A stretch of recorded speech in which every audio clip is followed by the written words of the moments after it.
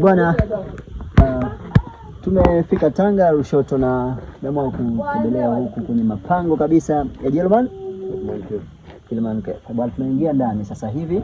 Twende tuonyeshe. Eneo hili inaitwa German Cave. Hii ni eneo ambalo lilitumika kipindi cha Mjerumani kwa ajili ya defense, kwa ajili ya kujilinda. Okay.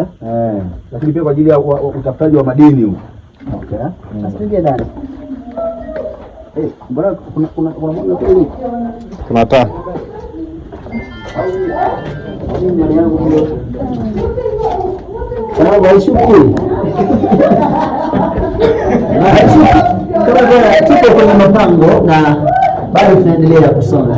Daktari Shaddai, Francis Mganga. Tunaenda. Joshua Yona. Mapango ya nini tumesema? German Cave.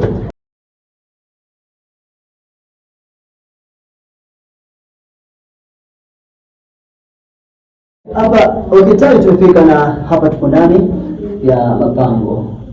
Mapango haya sijaelewa. Mbona papo hivi kazi yake ilikuwa ni nini?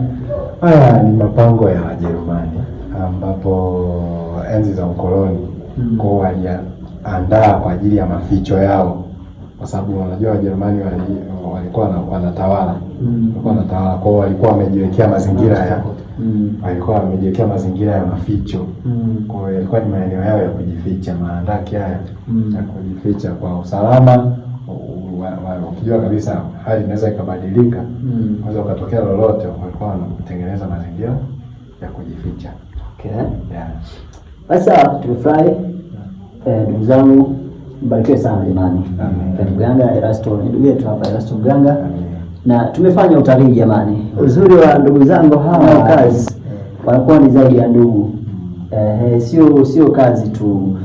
Tumefanya kazi vizuri, tumepandisha milima na mabonde na tayari tumekuja tena kwenye mapango. Kama nilivyosikia historia ya ndugu yangu hapa Erasto Mganga alivyosema, jamani ni Daktari Shaddai, kifupi naambia si mzite.